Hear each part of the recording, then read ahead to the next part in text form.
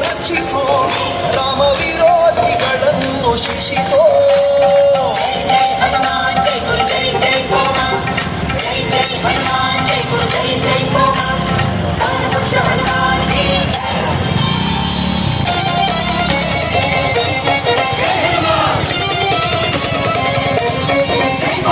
ಬುದ್ಧಿರ್ಬಲ ಧೈರ್ಯಗಳ ಕರುಣಿಸೋ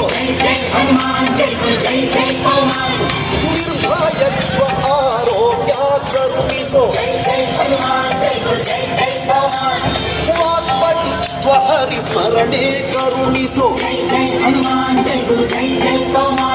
ಶ್ರೀರಾಮ ದರ್ಶನ ಭಾಗ್ಯ ಕರುಣಿಸೋ